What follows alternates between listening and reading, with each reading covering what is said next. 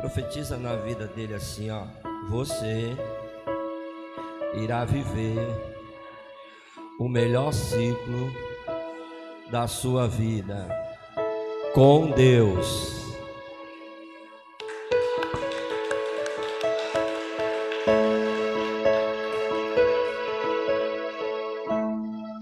Eu sei que palavras têm poder, né? Então às vezes a gente fala, vai viver o melhor ciclo da sua vida, a pessoa, uau, é com Deus. Porque sem Ele nada podemos fazer. Palavras de Jesus. E nós cada dia mais temos que fixar essas sementes em nosso coração. Porque só então nós iremos entender que a nossa vida é do Mestre. Meu coração é do Mestre. Amém? Nossa família é do Mestre. Esta igreja é do Mestre. E é por isso que nós estamos aqui. É por isso que tem se permanecido essas portas abertas, com pessoas que entendem o sacrifício que Jesus Cristo fez ali na cruz do Calvário por nós. E esse sacrifício ele reflete em vidas transformadas, em vidas que entendem o propósito qual Deus chamou a cada um de nós, e o nome dele será glorificado. Amém, irmãos? Na última ceia que nós tivemos ali em Morrinho, eu não vou perguntar porque todo mundo vai responder que foi pregado, mas nós demos uma ênfase assim muito grande sobre gerações. Nós falamos um pouco sobre a primeira, a segunda e a terceira geração, no caso dirigindo-se ao Ministério Ebenezer, e o qual eu tenho muita felicidade por fazer parte da primeira, da segunda e da terceira geração. E nós sabemos que nós carregamos uma responsabilidade que está sobre nossos ombros, muito grande, de dar continuidade ao legado da pastora Normânia. E aí eu passei o mês, posso sim dizer para vocês, tocando em alguns desses assuntos, lembrando das palavras que elas são liberadas do altar para as nossas vidas. E na sexta-feira nós iniciamos aí sobre entrando no melhor ciclo da nossa vida com Deus. E teve alguns pontos assim que foi muito edificante e esclarecedor também, sobre como é que nós vamos identificar que Deus já iniciou esse novo ciclo. Existem situações, existem sinais que nós podemos identificar que realmente Deus ele está nos colocando no melhor ciclo. E foram três coisas assim essenciais que eu passei o sábado ontem pensando sobre isso. Inquietação é quando nós começamos a ficar inquietos dentro de nós, mas não é uma inquietação que vai nos levar a precipícios. É uma inquietação, uma insatisfação de algo que nós estamos vivendo e que nós sabemos que já era para nós termos rompido sobre aquilo.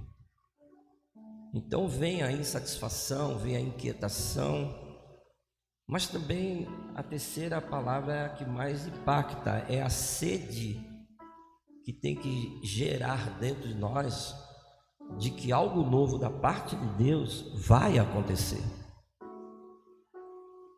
Se você começar a entender essas coisas, de você começar a gerar dentro de você uma sede, acho que nós iniciamos dizendo que assim como a corça suspira pelas águas, assim a minha alma tem sede de ti. E é essa sede que vai nos levar a uma busca, que vai nos levar a buscar a Deus, quem sabe como no princípio, sem reservas, de buscar a Deus no secreto, de buscar a Deus na intimidade. E aí você começa a entrar no mundo espiritual e começa a ter um relacionamento profundo com Deus, e Deus vai começar a se manifestar, Deus vai começar a se revelar. E nós falamos isso biblicamente porque uma dessas identificações foi quando Deus avisou para Josué. Deus avisou para Josué que ele já estava terminando um ciclo. E o ciclo foi de 40 anos. 40 anos eles andaram ali no deserto, eles estavam naquele ciclo do deserto. Aí Deus agora ele chega para Josué e diz: meu servo Moisés está morto. Chegou a tua hora. Chegou a hora de você conduzir todo este povo para atravessar o Jordão. Ou seja, passagem. Ou seja, atravessar o Jordão, deixar o deserto e começar a entrar na terra que mana leite e mel. Isso foi um divisor de água muito grande na minha vida. Eu já preguei essa palavra por tantas vezes,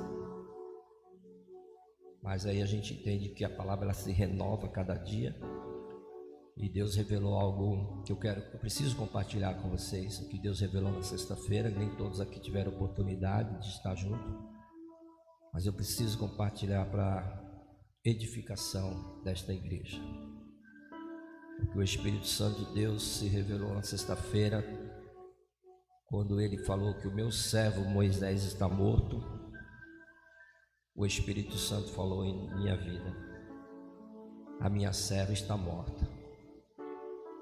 A pastora morreu, está agora no Senhor, está descansando no Senhor.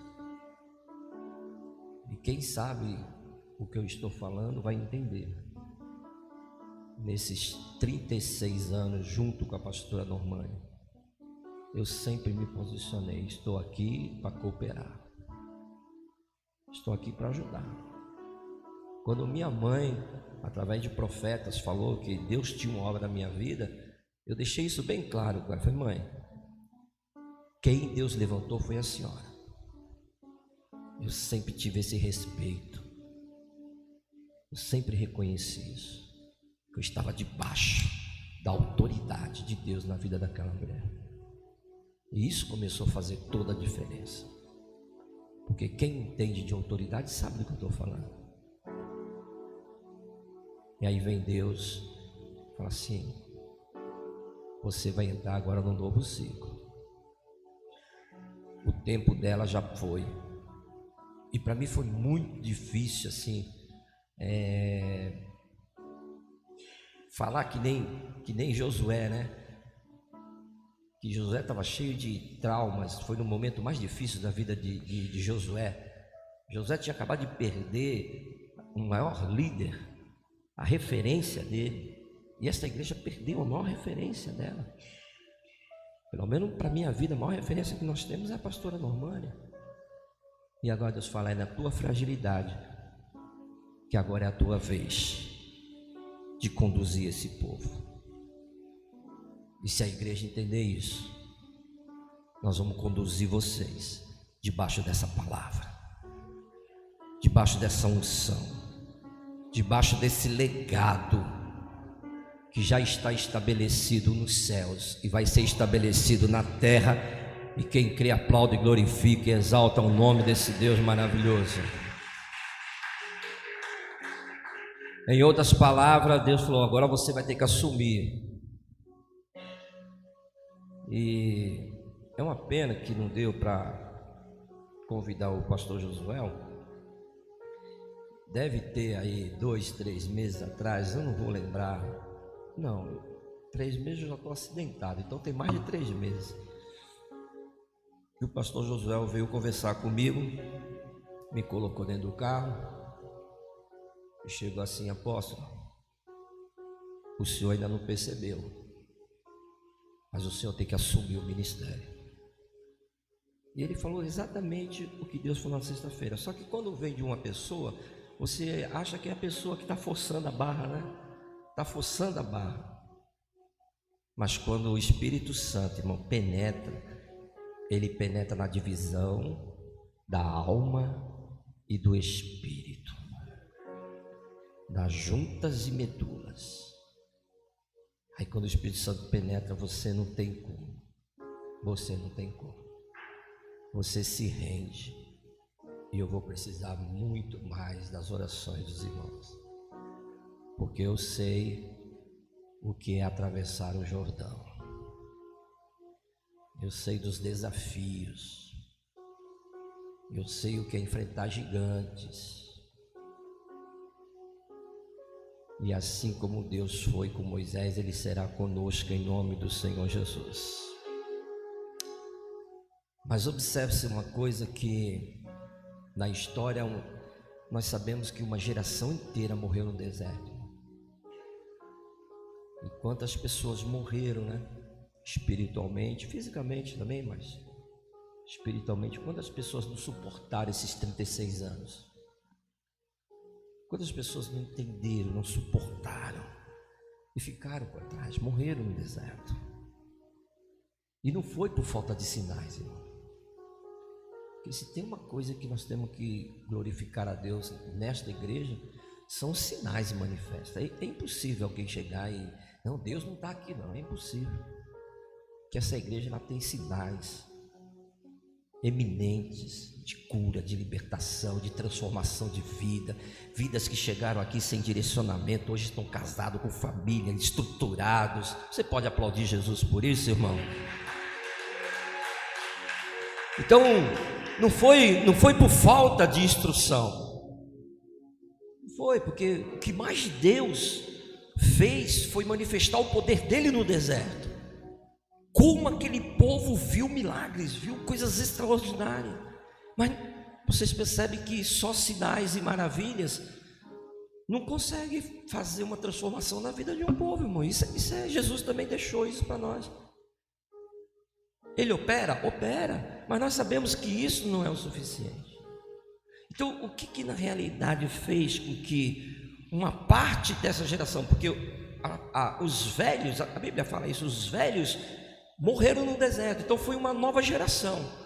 E eu estou olhando aqui para uma nova geração, pessoas com mentalidades daqueles que sabem que vão atravessar o Jordão, que vão começar um novo de Deus na sua vida. E para isso tem que deixar o velho para trás. E para isso, sabe esses pensamentozinhos que surgem? Mas antigamente era assim. Não existe antigamente, existe o novo. Vocês vão entender o que Deus está falando. Porque enquanto nós ficamos carregando essas coisas, nós estamos impossibilitando de Deus falar assim: poxa, mas eu gostaria tanto que vocês tivessem novas experiências, novas atitudes de fé, novo passo de conquista. Mas vocês ficam presos. A igreja era amarela, agora está cinza. Não. Repita comigo: as coisas velhas se passaram e tudo se fez novo.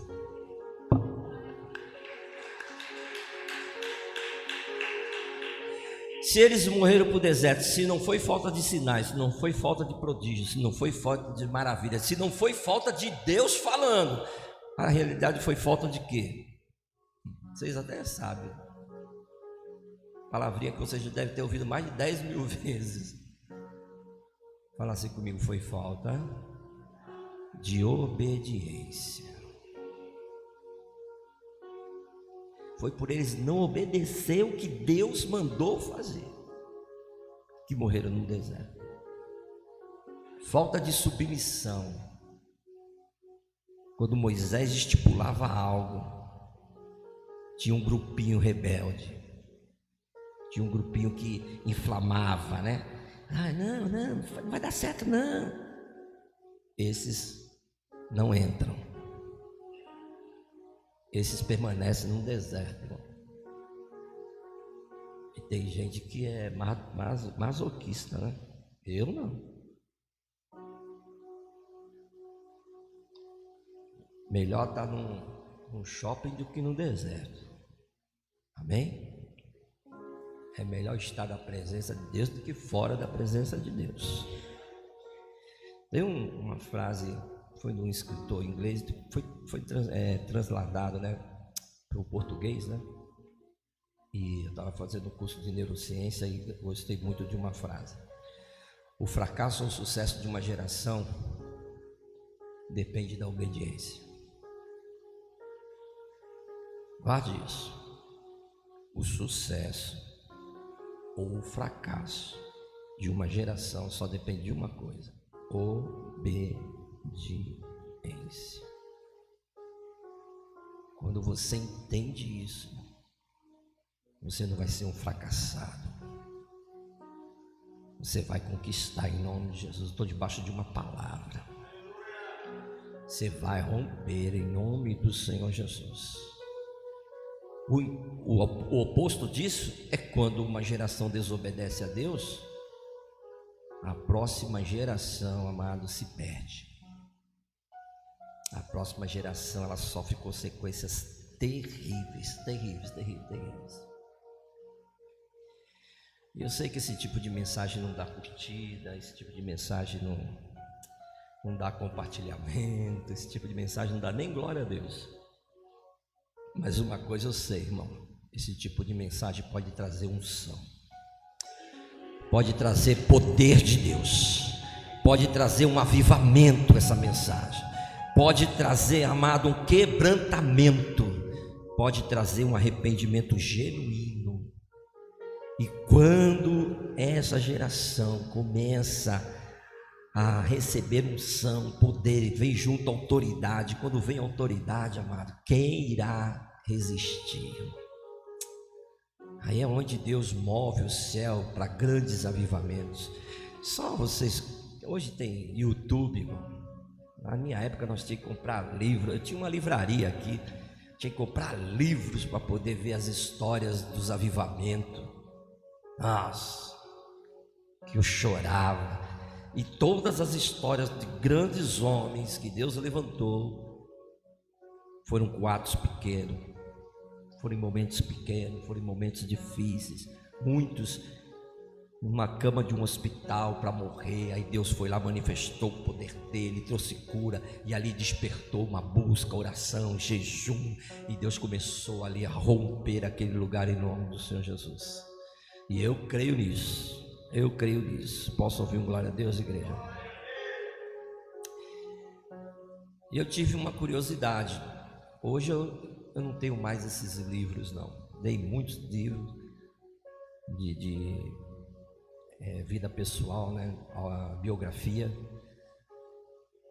Hoje eu não tenho mais esses livros, não. Mas eu fiquei com a curiosidade e eu quero compartilhar com vocês. Como seria? Quem já ouviu aqui John Wesley? Vai. John Wesley, quem já ouviu? Pode levantar a mão. Nossa, pouca gente, hein? John Wesley, irmão, ele foi um pregador inglês, teólogo, avivalista. Foi ele que fundou o movimento metodista. Estou falando aí do século XVIII. Se não me falha a memória, acho que ele morreu com 83 ou 93 anos. Mas sabe qual era a mensagem de John Wesley? Arrependimento, santidade, transformação interior. Essa era a mensagem dele. E tem uma parte da história de John Wesley que diz que ele viajava milhares de quilômetros em cima de um cavalo, pregando ali ao ar livre para milhares de pessoas, irmão, levando o evangelho ali aos pobres, aos marginalizados. Ele fez isso por muito tempo na vida dele. Hoje nós temos moto, bicicleta, trem, ônibus, avião. Só não temos essa graça, essa unção, essa entrega. E a biografia de John Wesley diz que ele viajou milhares de quilômetros pregando esse evangelho, porque ele acreditava em vidas transformadas. Ele acreditava numa fé verdadeira que produzia transformação de vida. Hoje, se a gente for fazer um levantamento, quantas vidas realmente elas começam a seguir a Cristo, mas elas são transformadas pela palavra de Deus. Tem pessoas que levam anos, irmão, com vícios, levam anos para largar certas coisas. É sobre essa transformação, nesse novo ciclo, que você vai ver na tua vida, em nome do Senhor Jesus. Posso ouvir um glória a Deus, igreja? John Wesley ali, ele esteve muito claro assim dentro dele essas convicções.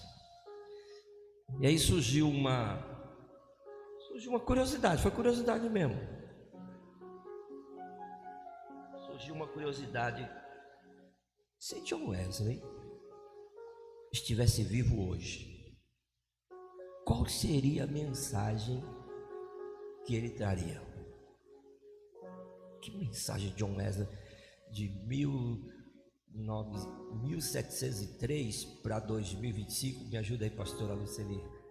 1703 para 2025, 325 anos atrás, 323, né? 323 anos atrás. Se John Wesley estivesse vivo aqui, o que será que ele pregaria? Quantos gostariam de ouvir uma mensagem de John Wesley?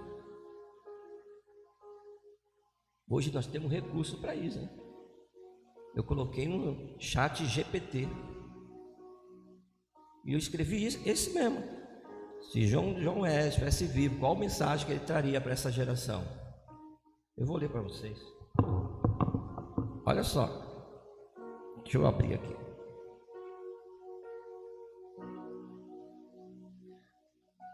Mensagem para esta geração por John Wesley, se fosse hoje. Foi o chat GPT que eu vou ler para poder ter ideia. Ó geração que dorme, levanta-te dentre os mortos e Cristo te iluminará. Ó povo dessa geração, ouça o clamor do Espírito. Vocês vivem uma época de grandes recursos, mas por pouca fome de Deus. A ciência cresceu, a tecnologia avançada, as vozes multiplicaram-se, mas a voz do céu é ignorada. Muitos falam de Cristo, mas pouco os seguem de verdade. Muitos dizem Senhor, Senhor, mas pouco andam em santidade. Esta geração ama o conforto mais do que a cruz. Busca entretenimento mais do que a oração. Deseja influência mais do que intimidade com Deus. Há igrejas cheias, mas corações vazios. Há pregadores eloquentes, mas vidas sem frutos. Há cultos barulhentos, mas poucas transformações. Pergunto a vocês: onde está o fogo que queimava nos primeiros discípulos? Onde estão os homens e mulheres dispostos a dizer: já não sou mais eu, mas sou teu, Senhor? Onde estão aqueles que choram pelos perdidos, que clamam por santidade, que jejuam por avivamentos? Não há avivamentos sem arrependimento. Não há poder sem santidade. Não há colheita sem lágrimas. A graça não é lançada para pecar. A graça não é licença para pecar, é força para vencer o pecado. Levante-se, jovens, despertem famílias, voltem ao lugar secreto, voltem à palavra, voltem ao altar. O mundo não precisa de mais celebridades gospel, precisa de homens e mulheres cheia do Espírito Santo de Deus. Oh, que eu veja surgir uma geração que arde por Jesus, que pregue não para ser aplaudida, mas para ver almas salvas. Que seja essa geração que verá o reino de Deus avançar com poder. O tempo é curto, as trevas aumentam, a colheita é grande. Quem dirá? Quem se levantará? Quem dirá: eis-me aqui, Senhor, envia-me a mim? John Wesley, adaptado para hoje. Essa é a mensagem que John Wesley iria pregar nos púlpitos, nos grandes eventos. E aí você olha para uma palavra como essa e fala: meu Deus, que verdade. Que essa mensagem venha ecoar no meu e no seu coração e nos levantar, nos despertar. A igreja está no sono profundo, no sono espiritual, mas Deus vai te despertar nesta manhã. Quem acredita nisso, dá um glória a Deus. Eu iniciei falando sobre gerações, falamos da primeira, segunda e terceira gerações do Ministério Ebenezer. Hoje nós queremos falar de transições geracionais, mas a nível Brasil. Juízes 2:10 está escrito assim: depois daquela geração, outra se levantou que não conhecia o Senhor, nem as obras que ele havia feito por Israel. Feche teus olhos.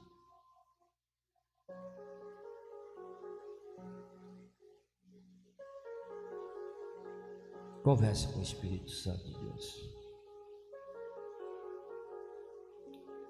Ele te trouxe aqui nesta manhã. Ele quer acender essa chama.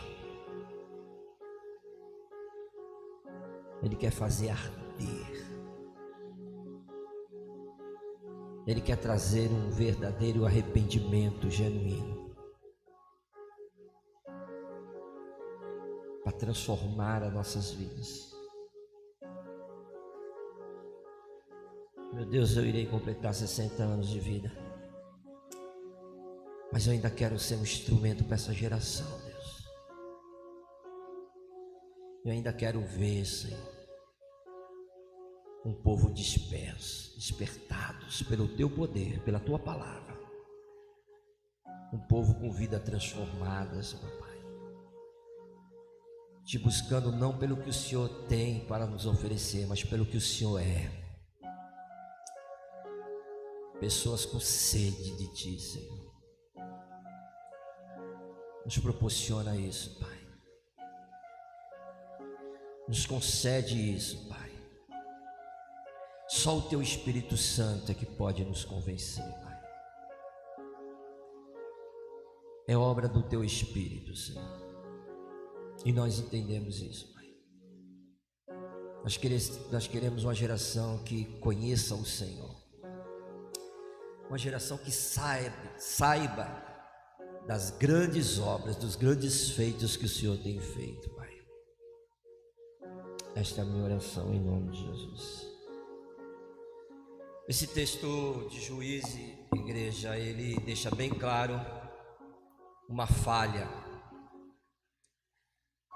gravíssima que está ocorrendo, uma falha de transição geracional.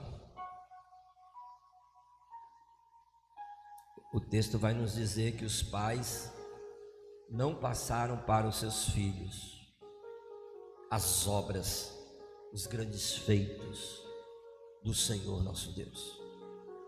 Os pais não passaram fé para os filhos. E filho cresce rápido. Meu filho mais velho está com 34 anos. Minha filha 30 anos. E a pergunta é: seus filhos conhecem a Deus? Eles sabem os feitos de Deus? O que Deus de Abraão, de Isaac, de Jacó, o que o nosso Deus fez nas nossas vidas? Seus filhos sabem da transformação de quem você era antes da graça de Deus chegar sobre a tua vida? Nós estamos vivendo, se você não sabe, a terceira geração dos evangélicos do Brasil.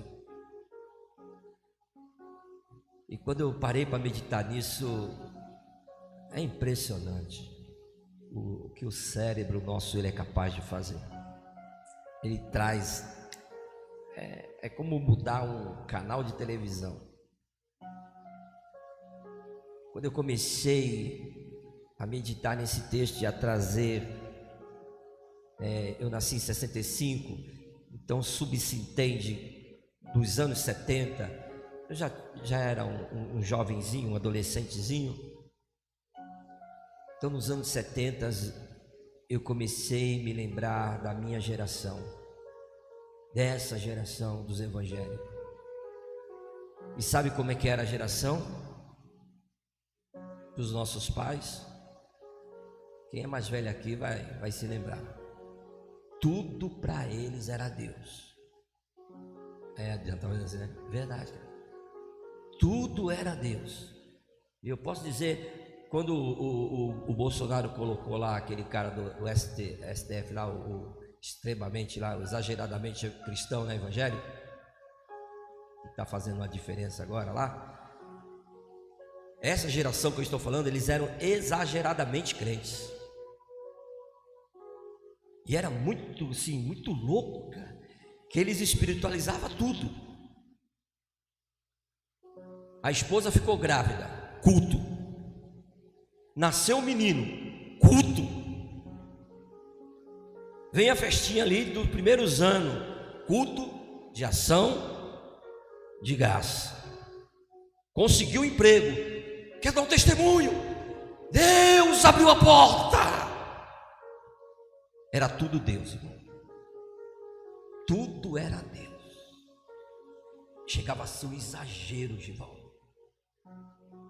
Tudo era Deus. Deus, Deus, Deus, Deus, Deus.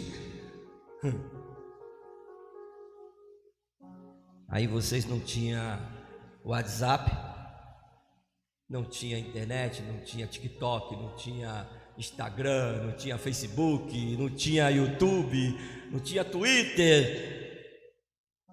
Mas tinha uma coisa: Deus. Tinha Deus. Acordava, Deus abençoa a minha saída. Ia almoçar, Deus. Queremos abençoar o pão nosso de cada dia. Ia dormir, dobrava os joelhos. Deus abençoa. Ia dormir, bença mãe, bença pai. Foi assim. De manhã, tarde, noite. Não enjoava. Porque tudo era Deus. A fala era isso. Via minha mãe lavando louça, louvando a Deus. Limpando a casa, louvando a Deus. Meu pai, quando recebia, fazia compra, abençoado. Deus, Deus.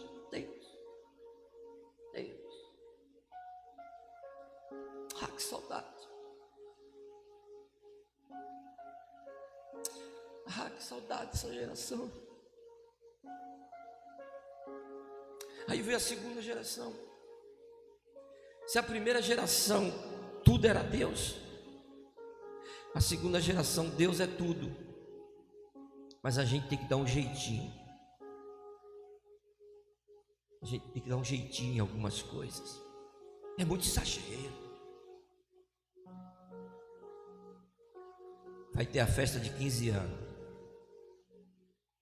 Claro que o pastor vai dar uma palavra. Chama o pastor, como eu fui chamado. Mas ó, pastor, depois vai ter uma musiquinha para agradar os parentes, tá? Avisavam ainda. Ó, nós vamos fazer uma festa que só faz uma oração, tal. Mas depois eu coloquei uma cervejinha lá. Quando os crentes foram embora, aí toca um pagodinho. Aí o que o pastor faz? Não, deixa eu ir embora.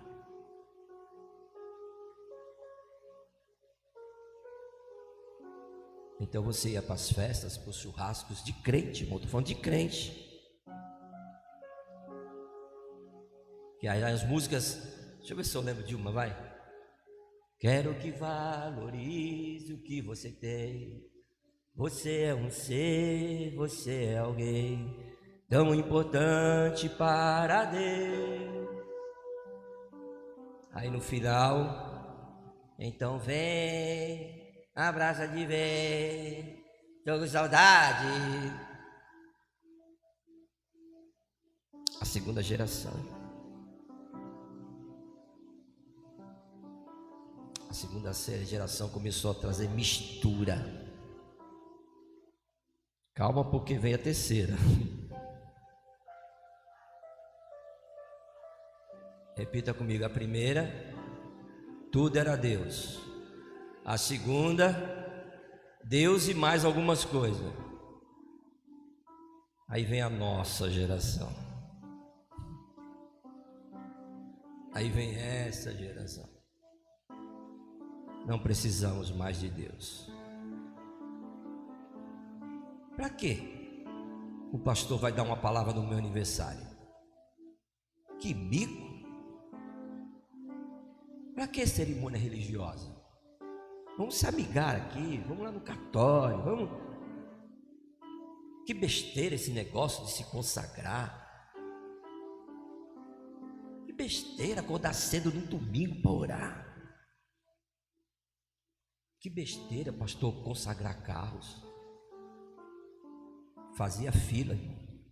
Pastor, vem ungir o carro aqui, pastor. Deus me deu esse carro aqui, ó. Agora não foi Deus mais que te deu. Agora foi você. Você, afinal de contas, agora tem um bom emprego. Essa terceira geração se chama para jejuar, não quer. Consagrar, então, parece que você está colocando um revólver na cabeça das pessoas. Aí sabe o que Deus fez? Eu sou educado. Quando você lê Apocalipse 3, que diz que ele bate na porta, isso é educação. Nós não servimos um Deus invasivo. Nós não servimos um Deus, irmão, que vai arrombar com força. Nós servimos um Deus que bate. Está me ouvindo? Eu sei que você está aí. Vai abrir a porta? Não, não. Ok. Vivam sem mim. Pode continuar. Pode continuar com a vida de vocês. Deus não vai. O ladrão é que rouba. O ladrão é que arrebenta tudo, irmão. Deus não. Aí começa a vir na nossa mente, nessa mente desse miserávelzinho aqui, desse pecador que eu sou, irmão. Mas quando eu me deparo com a palavra de transformação, irmão, não tem como meu coração continuar o mesmo. Não tem como eu me calar, irmão. É por isso que há muitos anos não se vê as notícias, né? Até se vê, vai, poucas. Em tal lugar, um paralítico se levantou.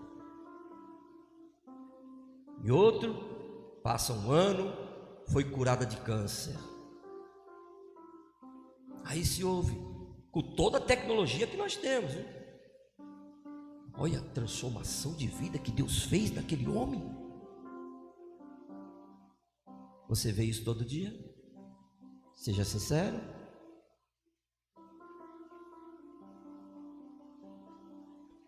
Por isso que não sai mais notícia no final dos cultos.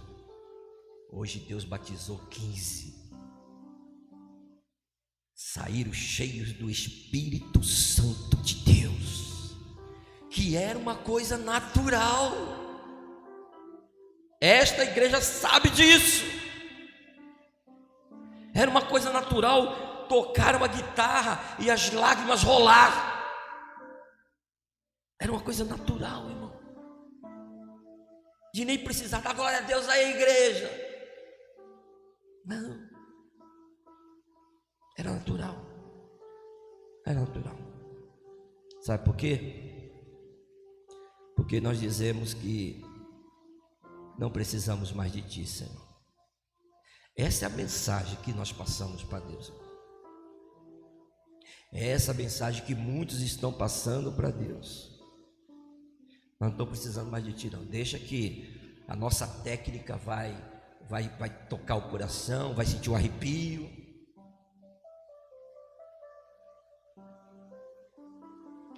Deixa que a gente sabe produzir dopamina no meio do povo. Vocês sabiam disso? Que tem como levar uma dopamina para o meio da igreja.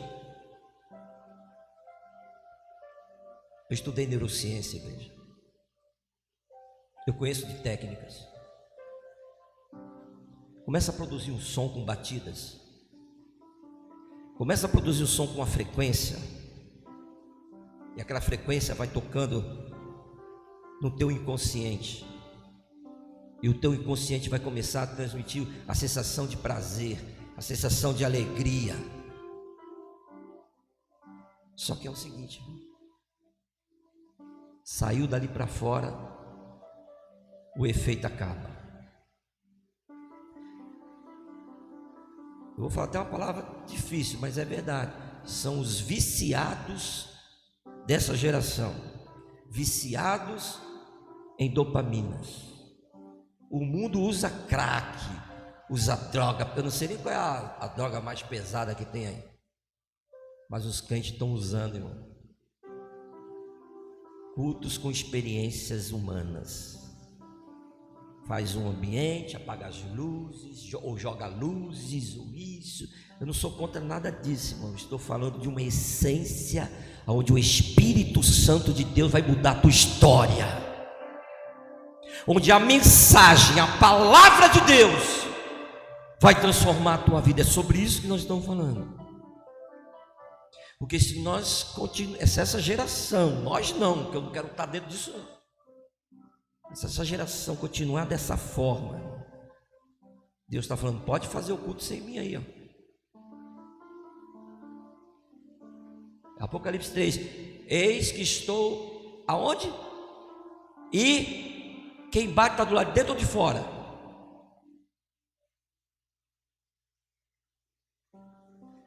Em muitos lugares, irmão, Deus está lá do lado de fora. Eu falo isso com temor de Deus. Mas existe muitas igrejas que ele está lá, ele está batendo. Não é que ele não quer entrar, só que não deixam entrar. Não deixam entrar. Jesus é educado e fala, tá bom. Quando eles precisarem de mim, eles sabem como me buscar. Buscar-me-eis e me encontrareis quando buscardes de todo o vosso coração. Aí quando você se rasgar, irmão, para buscar Deus de todo o coração, aí Ele se apresenta, derrama glória, derrama unção, derrama graça.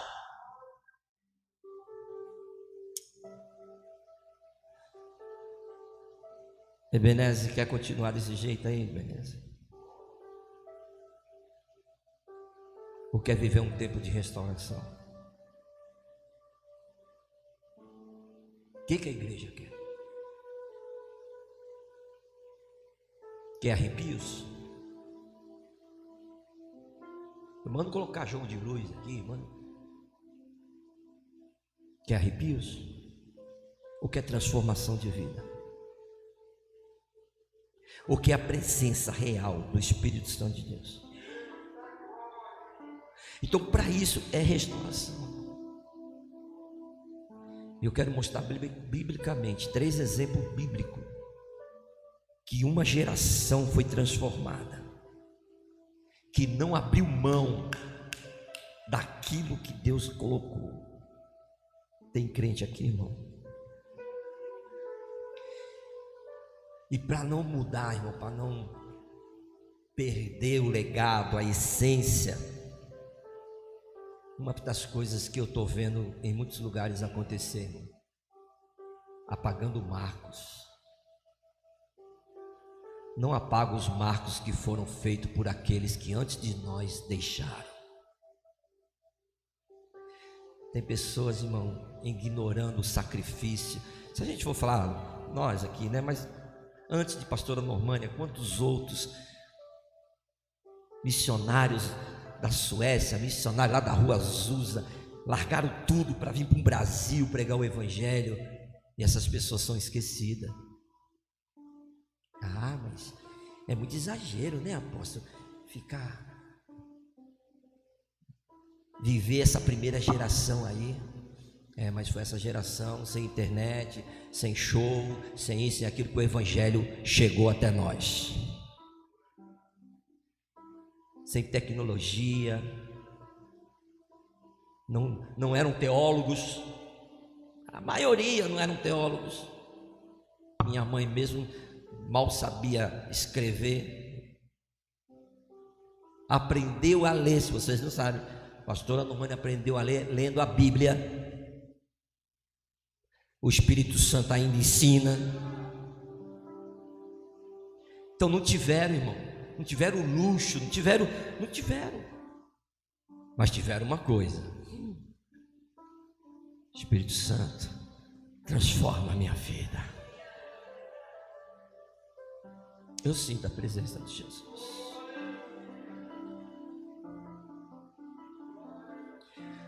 Moisés, irmão, preparou Josué.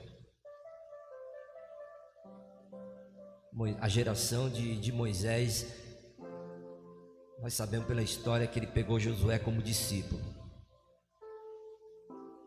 E ele falou assim: eu preciso preparar você para conduzir o povo à terra prometida. Se você conhece um pouquinho de Bíblia, você sabe que Josué deu continuidade ao ministério de Moisés. Isso foi o quê? Uma transição bem sucedida.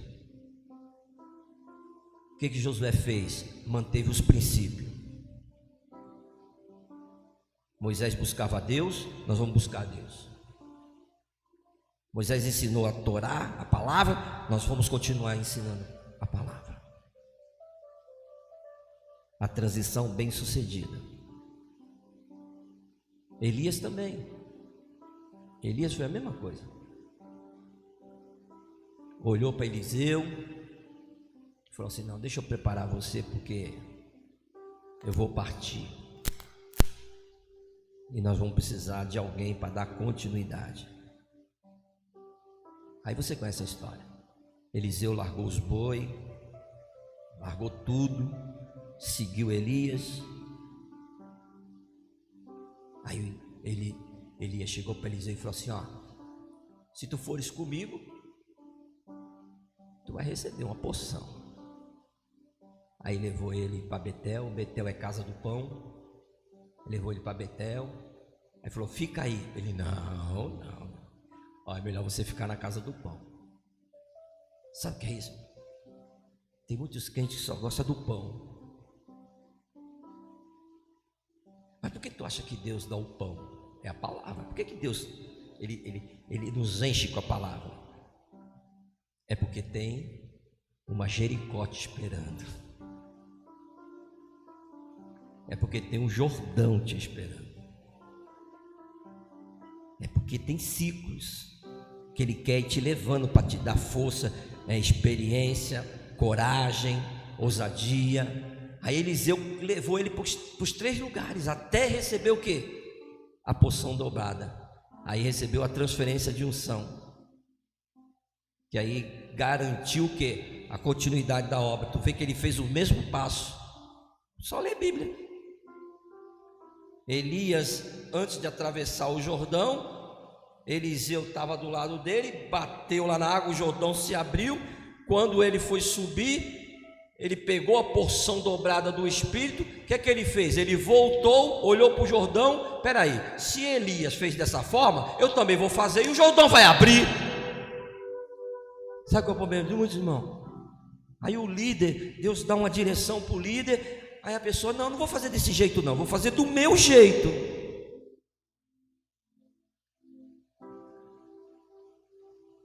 Aí Deus está olhando e fala assim, é assim que você quer?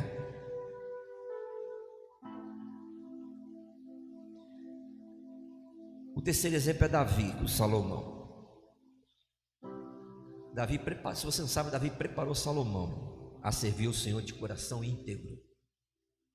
Apóstolo, mas todos eles erraram, faz parte, errar faz parte. Mas pelo menos aprenderam. Sabe? E quando eles fizeram, deram continuidade, Deus foi com eles. Quando Salomão se perdeu, fazer o quê, né? Fazer o quê? A bênção do pai foi essencial para Salomão. Para mim é uma das histórias assim impactante, porque o desejo de Davi era construir o templo. Davi tinha um coração para isso. Mas quando Deus chega para Davi e fala assim, ó, Davi, tuas mãos é manchada de sangue, Davi. Tu não vai construir. Se fosse nessa geração nossa aqui, ó, nessa geração, sabe o que ia fazer? Eu vou abrir meu ministério, então não vou ficar mais aqui. Então não, isso aqui não serve mais para mim, isso aqui é isso, isso aqui é aquilo. Eu estou querendo fazer, mas Deus, só não está querendo que eu faça. Aí sabe o que muitos fazem? Então tá bom, então se vira. Aí você vê quando se levanta ministérios, por exemplo, quando se levanta pessoas para designar para algo. Aí se alguma pessoa queria fazer algo e não foi dado para ela fazer, mas foi outra, o que a outra faz? Então se vira, não conta comigo não. Acontece ou não acontece? Mas vamos ser verdadeiros. Vou falar uma coisa simples, vai, simples. Levanta alguém para a mídia aí. Nós estamos conversando com a Raquel aí. Vê se agora vai. Aí sabe o que pode acontecer? Ah não, então deixa a Raquel que se vire. Eu vou tirar foto nada, eu vou fazer isso nada. É ela agora. Que esse espírito maligno bate em retirada em nome de Jesus, irmão. Porque se cada um fizer, irmão, ajuda, tá? Tu pode não ter separado, mas tu é um burro. Tu é alguém que vai estar do lado ali para sustentar o ministério da outra pessoa, para ajudar a outra pessoa. Posso ouvir um glória a Deus, irmão? É isso que nós estamos falando desse novo ciclo, dessa restauração. É isso que nós estamos querendo ver acontecer, igreja. Um a um, outro ajudou, o seu companheiro disse. Eu estava ali atrás, aí chamei meu filho ali. Falei, olha só, Link, olha que coisa linda. Aí eu vi umas adoradoras arrumando a cadeira, limpando a igreja, sem ninguém pedir. É isso que eu estou falando, irmão. Desperta, tu que dormes. A tua recompensa não vai vir do homem, a tua recompensa vai vir de Deus. É Deus que vai agir. Só desperta. Só diz assim, a mensagem de Wesley aqui, vou pegar ela. Só diz, eis-me aqui, Senhor, eis-me aqui. Senhor, ó, eu não sei pregar não, Senhor, mas eu sei derrubar a parede, eu sei pintar, eu sei. Irmão, é aquilo que você sabe fazer. Faça. E Deus vai dar habilidades. Estenda as mãos que eu quero profetizar. Senhor, adestra as mãos desta igreja para a guerra, vai. A tua palavra diz que o salmista Davi diz, adestra as minhas mãos para a peleja. Então que eles venham receber, Senhor, habilidades para guerrear. Habilidades para guerrear, Senhor. Habilidades para lutar. Habilidades para fazer o melhor, Senhor. Receba em nome do Senhor Jesus. A história nos diz que Davi chegou, não foi egoísta. Sabe o que Davi fez? Pegou toda a riqueza dele. Eu não vou fazer, mas quem vai fazer vai ter dinheiro para isso. Deixa eu dizer uma coisa para você. Você pode não ser um pastor dessa igreja, sabia disso? Você pode não ser um pastor, você pode não ser um missionário, você pode não ser um presbítero, você pode não ser um membro, mas Deus pode te dar riqueza nas tuas mãos. Aí com a tua riqueza você vai falar assim, ó, eu não posso fazer missões não, mas com a minha riqueza eu vou ajudar essa igreja a fazer missões. Ó, eu não posso estar aqui, apóstolo, para pintar aqui, para colocar piso, mas a minha riqueza, quanto que é a mão de obra de um pedreiro aí? Foi isso que Davi fez. Eu não vou, a minha mão é suja de sangue, mas o meu bolso está cheio de riqueza. Então pega. Ah, que coisa linda, irmão. Aí Salomão, com toda a riqueza que ele teve, construiu aquele grande templo, e mesmo assim precisou de mais. Eu vou dizer uma coisa para vocês, em 36 anos, nunca disse aqui, mas é experiência. Uma igreja, eu vou dar a palavra exata para a arrecadação que eu estou falando aqui. Uma igreja, ela é uma torneira aberta. Entendeu? Irmão, quanto mais entra, mais sai. A igreja ela tem uma torneira aberta. Entrou, vai. Mas o que eu aprendi nesses anos? Eu posso fechar a torneira.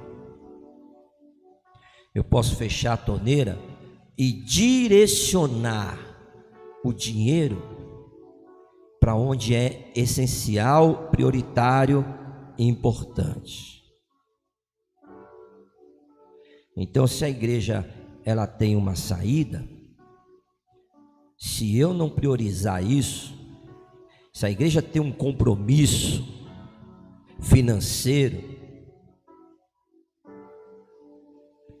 um bom entendedor sabe o que eu estou falando. Então o que é que ela faz? Não, aqui é prioridade. Então aqui esse dinheiro eu não posso deixar a torneira aberta, porque se deixar a torneira aberta, irmão, sempre vai ter necessidade. Sempre. Podia chamar o meu filho aqui como administrador, pastora Luceli, que já foi administradora dessa igreja. Sempre. E Deus fala assim, ó, fecha a torneira. Quanto tem? Para aqui, para aqui, para aqui, para aqui.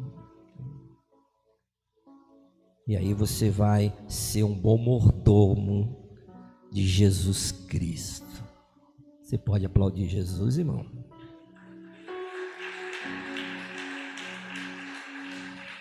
A mesma coisa, eu estou falando em metáfora, até uma parábola, isso. Eu dei o exemplo de igreja porque nós como administradores da igreja, mas a mesma parábola que eu falei é você no teu salário que você recebe.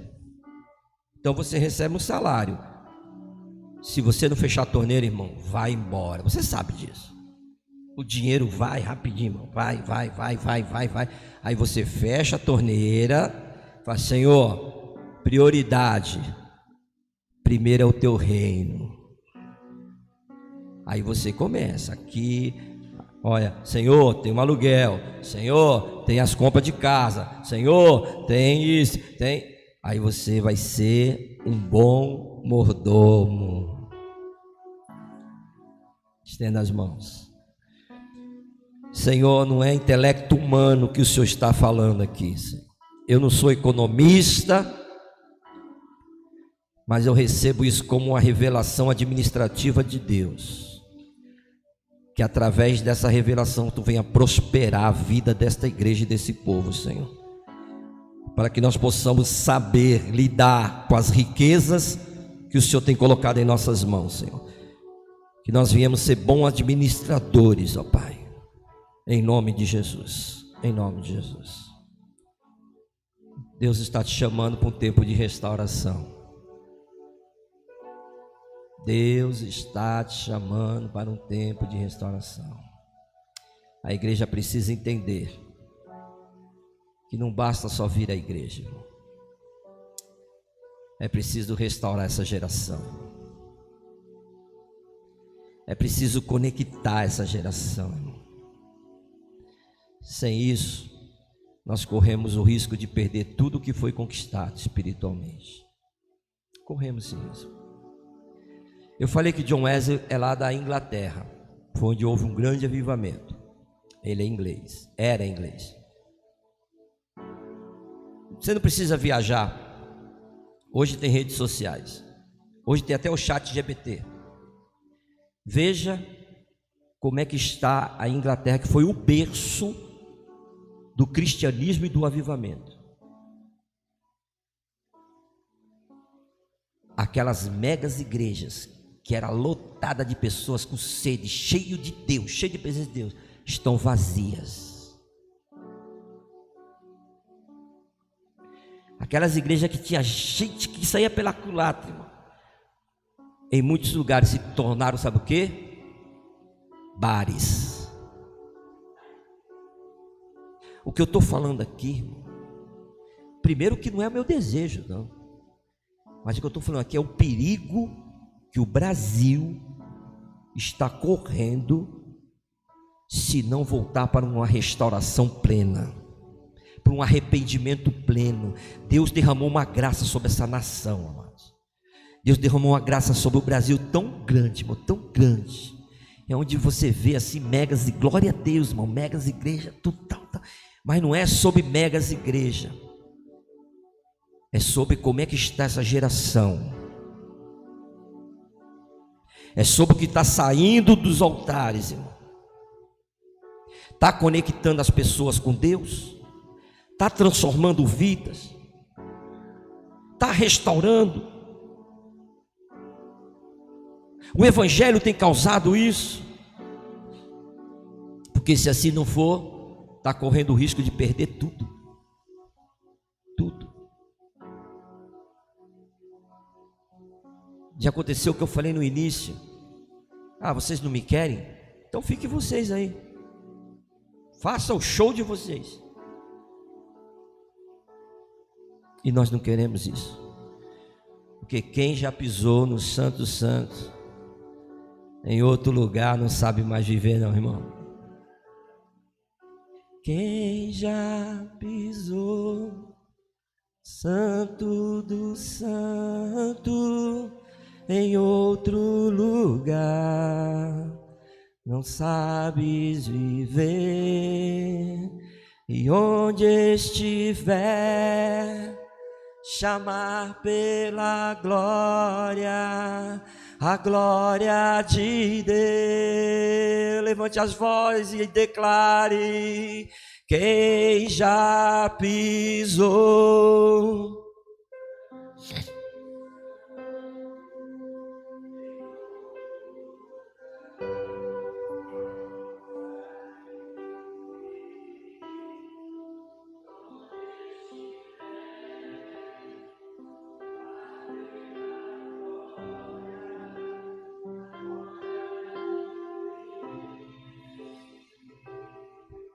Para a gente encerrar, o primeiro texto que nós lemos foi Juízes capítulo 2, versículo 10. Alguém acha aí para ler? Juízes 2, 10.